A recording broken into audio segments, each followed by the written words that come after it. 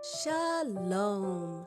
Today, we will be reading Pardoned, written by Sharman Castillo, out of the book Wow Stories, Volume 1, copyright 2007. Monday afternoon. Move back, dude, or they'll see you, Timothy said under his breath. I'm not stupid. I see them too. You just do what you're supposed to do, Eric said back. The boys were hiding behind a thicket of trees, watching two women who were pushing their babies in strollers. The women were getting closer and closer. Eric ran out from behind the trees and yelled at the women. Startled, they looked up and screamed. What are you doing? Timothy ran up and pushed one of the women down and snatched her diaper bag. Finding nothing, he rummaged around in the stroller till he found her purse and took her wallet. Eric did the same thing with the other woman. She, on the other hand, fought back. So he slammed her in the temple with his fist. He stood looking down at her for a moment. Then fear crossed his face, and he looked back at her once again and then ran off. The boys could hear the women screaming behind them, so they ran as fast as they could.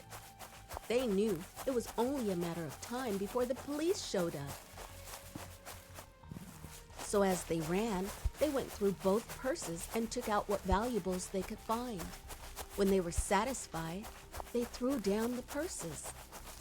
Hey man, let's go to my house, and when it's clear, we can go find the gang, Timothy said.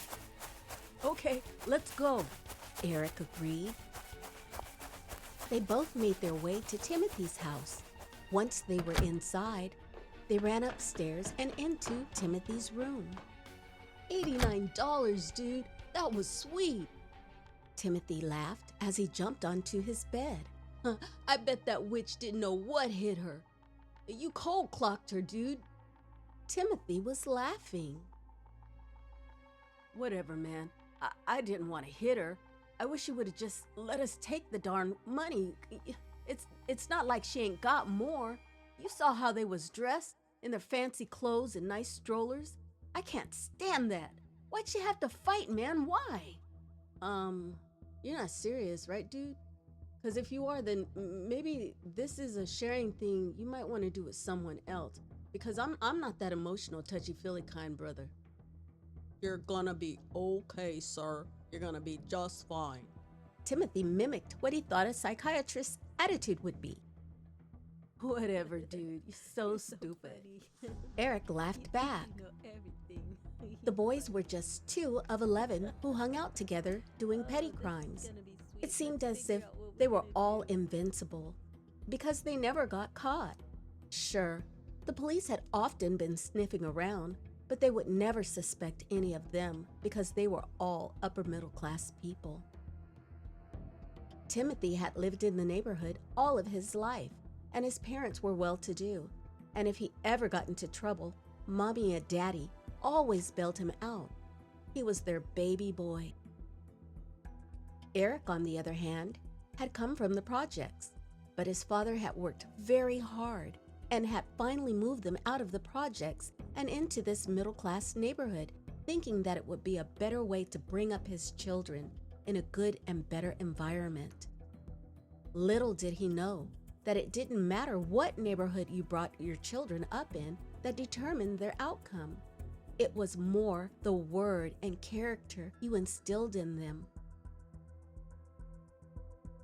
The gang usually hung out at night, but Eric and Timothy lived close by one another, so they were together both day and night. Hey man, it's a long time till tonight and we have all this money. Let's order some pizza and play some video games, Timothy suggested. Shoot, that's what I'm talking about. Eric shook his head up and down with a grin on his face. I got it. Let's go. I got it, see? Monday night. Who's got a cigarette? James asked. The store, dude, the store. Look here, if you can't afford them, then, maybe you shouldn't do it, because I'm not trying to support me and you. Andre said. Andre was more like the comedian of the group. Yeah, okay. Can I still hold one? James asked again. Andre shook his head and handed him one. The group was hanging out behind an apartment complex in the ditch, trying to figure out what to do. I know what we can do if you guys want to have some fun, Katina said. She was one of the few girls allowed to hang around in the boys' group. Okay, girl, what you got? They all asked in unison. Well, remember that stuff we used to make and then fling it at the cars and when they would drive by and they would chase us? What stuff? Eric asked because he didn't know what she was talking about. Well, we used to get a big bucket and pour flour, milk, eggs, tomato sauce, peas, and anything else we could think of. Then we would go to a street that had heavy traffic, and as the cars would ride by, we would throw it on the cars. Sometimes the people would chase us, and it was so fun. I'm telling you, dude, it was so fun. Are you serious? And it was fun? Asked Eric. Yep, Katina said. Shoot, then let's do this, Eric shouted.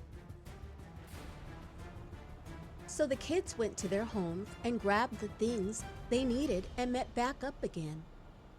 They mixed the concoction together. It was the mess they were striving to make, and they achieved it. They did argue, though, on where they should do this because none of the kids wanted to take the chance of doing it in their own neighborhood, where they might be recognized.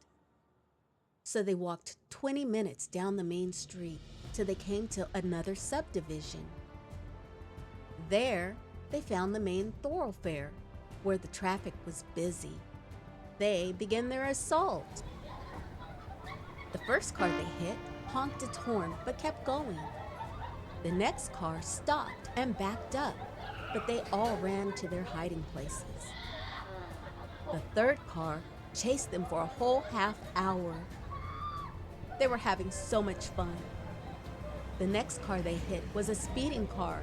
Jared was able to stand out in the middle of the street and hit the driver's side windshield.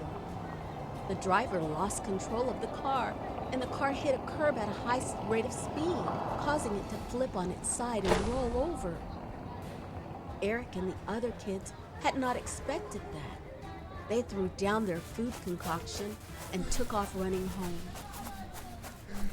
Once they made it back to their own subdivision, they could hear the distant sound of the police and ambulance sirens. No one said a word. They just ran home. Tuesday evening. Everyone met over at Katina's house because her mother and father's attitude was more like they would rather have their children and her friends at home where they could see them than causing trouble, and that included boys as well. Hey, has anyone heard anything about what happened last night? Scott asked. He was another boy associated with the group of 11. No, I was gonna look at the news and see, said Charnice. She was the other girl who always hung out with the group. Well, it's 5, so turn on the TV. Let's see what's going on.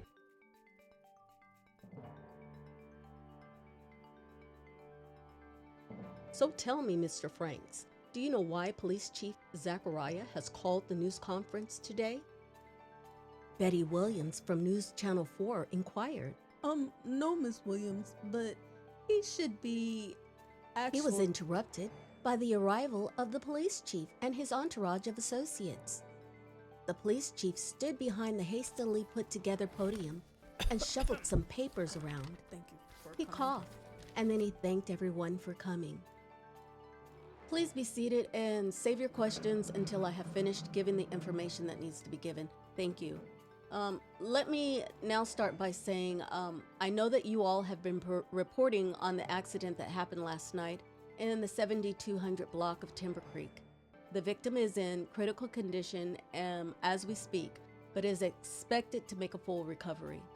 That victim is none other than Charles Ray Midland, who has been wanted in the state of Washington in the brutal robbery and slaying of pizza delivery man Raymond Moss.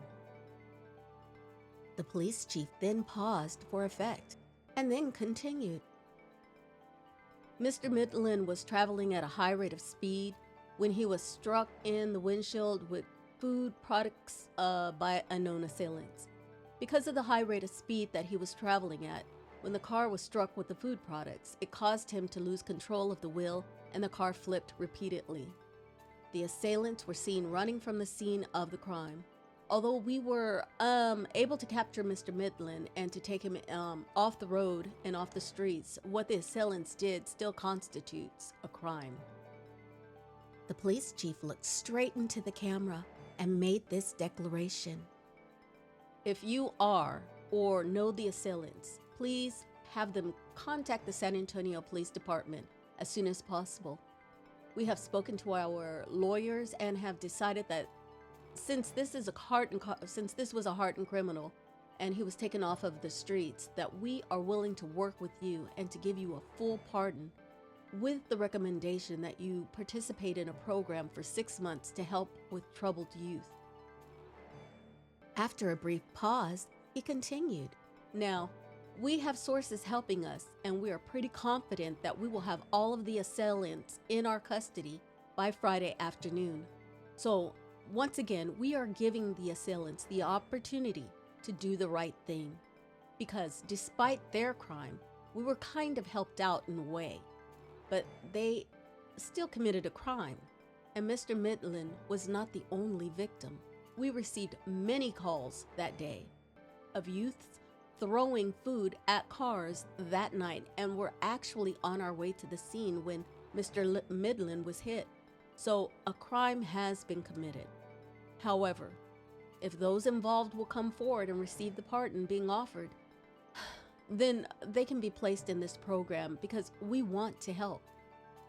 On the other hand, if you do not, or if they do not come forward, we are still confident in capturing them, and at that time, we will prosecute them to the full extent of the law as adults. The police chief then turned and walked away. I thought you were going to stay and answer questions, Chief Zachariah, Miss Williams yelled out. I think I've said all that needs to be said. Well, is there a deadline or something? As a matter of fact, there is. They have till Friday at noon. Chief Zachariah then disappeared inside of the police station with all of the people who had come outside with him. Yeah, right, Timothy yelled. Keep your voice down, dummy. My mom's right in the kitchen. Thank you, Katina whispered. Okay, so if we turn ourselves in, then we can get this pardon thing, right? Eric asked. No, don't do this to me, man. Don't do this. I'm not turning myself in, and you better not turn me in either. You can't be that stupid, man. And think, that's all there is to it? Right. Turn yourself in and walk. Come on, Eric, Timothy snapped angrily. Look, man, I'm not turning anyone in. If I decide to turn myself in, it will be me and only me. All I know is that someone almost died because of us. Timothy and I mugged 2 ladies the other day, and I hit one hard. I hate myself for that. I mean, they were walking their babies. I don't want my life to be like this. Heck, I could have stayed in the hood if I wanted to be a thug. Eric stood and walked to the door. Timothy got up and met him before he got to the door. Man, if you walk out that door, know that you're done with us. I mean it too, man. You'll have to watch your back, please. I grew up in the projects. You think you can threaten me with your wannabe thug mentality? Please, I'm out of here. Eric walked out. Anybody else who wants to leave can go too, Katina said. Everybody sat still, and then Sharon, Scott, and Dee got up and walked out. Whatever, They were just a bunch of scared losers anyway, Katina said as she watched them leave. Wednesday. On Wednesday afternoon, Katina made a phone call to Sharnice. Hello? Sharnice said into the phone. Hey girl, it's me, Katina. Hey, what's up? Sharnice asked. I'm calling about the other night. I wanted to know if you guys had made your final decision. Are you all really gonna go and turn yourselves in? And if so, are you gonna turn us in too? Look, we've talked about this before. I told you, yes, we are gonna turn ourselves in the morning. I suggest you come. I don't think so. I like my freedom. Katina rolled her eyes. Look, just leave our names out of it. Fine, Sharnice agreed. Fine, Katina snapped back. The girls hung up with each other, and that was the last time they ever spoke to each other. None of the other teens tried to contact one another. Thursday morning. On Thursday morning, all of the teens who had decided to turn themselves in met at the police station downtown. Their parents had been very angry with all of them when they had found out what they had done and had insisted on going along with them. Eric seemed to have gotten it the worst from his parents. His father had been especially disappointed, considering all that he had accomplished and done in order to get his family out of the projects. The teens each turned themselves in and were booked and processed into the juvenile judicial system. All felt betrayed as they waited in the holding tank to talk to the judge. They were being held in separate holding cells. About half an hour later, they were all escorted, unshackled, to stand before the judge. The judge looked up from his notes and addressed the teens. I would first like to know if there is anyone else who should be here that isn't. The teens didn't bother to look up.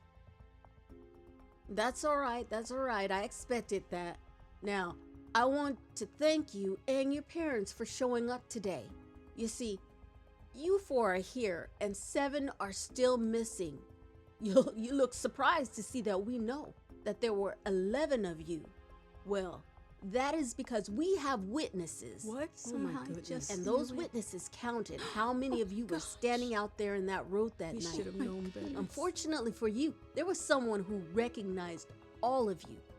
Now, you 4 will receive a full pardon. You will do some community work and enter into a rehabilitation program we have set up just for you. It is the state's belief that if we intervene right now and we approach the problem at the beginning, we can eliminate future acts of crime. He looked up and then smiled at the teens. I have here in my possession 11 arrest warrants. There was one for each of you. Now there are only 7 for the others who did not bother to even come in. I'm handing each of you the one with your name on it for you to tear it up. After that, you will be released to go home with your parents, who will be given all the information needed to start you in the rehabilitation program. The judge then stood up and handed each of them their arrest warrants. You have all been given a second chance, and not many people get one, so use it wisely. That's all. Court dismissed. Court adjourned.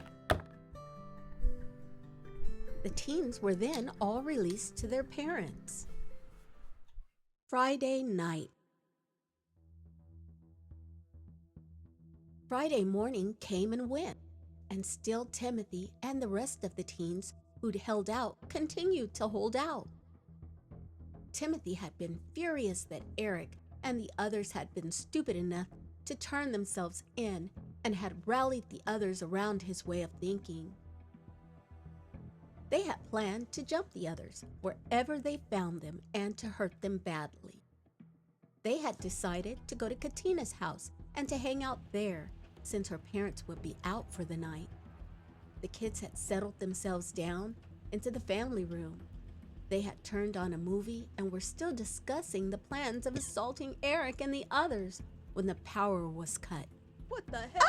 What happened? There was total panic in the room because 15 seconds after the electricity was cut, the door was kicked open and people in dark clothing with lights on their helmets came storming in.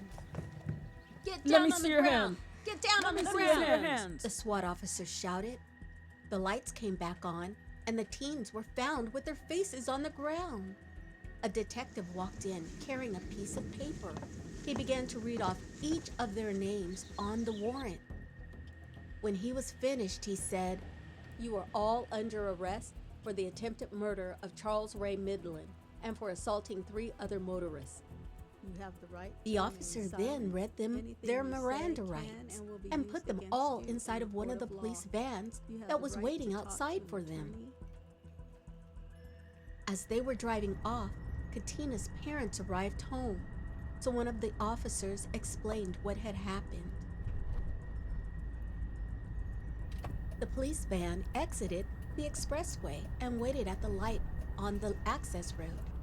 When the light turned green, it began to move forward. They never saw it coming. A drunk driver traveling at a high rate of speed ran the red light and crashed straight into the side of the van. The force of the crash caused the van to roll several times. The driver and the car and the teens in the back of the van died that night, but the 2 police officers driving the van survived. Wow. We expect every story to leave us with a fluffy, happy feeling of joy. But sometimes we have to have a major shock given to us in order to slap us out of the fantasy we might be living in. You see, Yahuah is great and He loves us, but He is also just. He has given us a pardon through His Son Yeshua. Those who survive will be fully pardoned, and those who don't will receive sure judgment. Are you pardoned? If not, get it. It's free. Wow.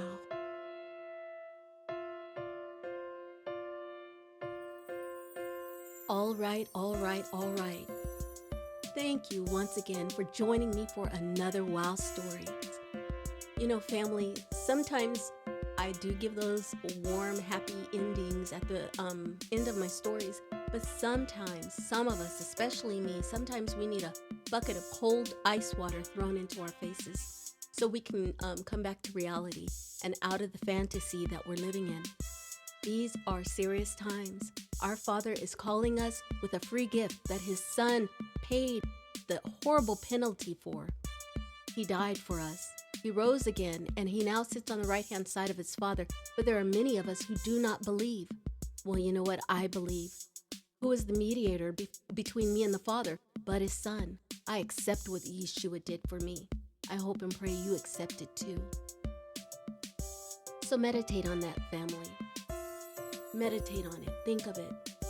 You know, we don't know when our lives will be up, and we don't know if we might die in our sins. So my suggestion is repent, ask for forgiveness, turn back to Yah's laws, statutes, and commandments. He loves us with an everlasting love. He loved us so much, He didn't even spare His own Son. So when we stand before Him one day, we want to hear, "Well done, my good and faithful servant," and not "Depart from me, I never knew you." So until next time, please meditate on what I said. But know that we have good news. We have a Mashiach who died for us and is ever interceding on our behalf. Yah, He loves us. He loves me. He loves you. He loves us all. Accept what He's done for you. Get that pardon and be filled with the Ruach HaKodesh. So until next time, family, please like, share, and subscribe if you are not already subscribed to the channel. And share. In the beginning, I didn't tell you that too much because I wanted to get more stories out. But the stories are building. I still have a lot left, and I'll create more. Yah has put this into my heart, and this is something I truly enjoy. So once again, until next time, Shalom.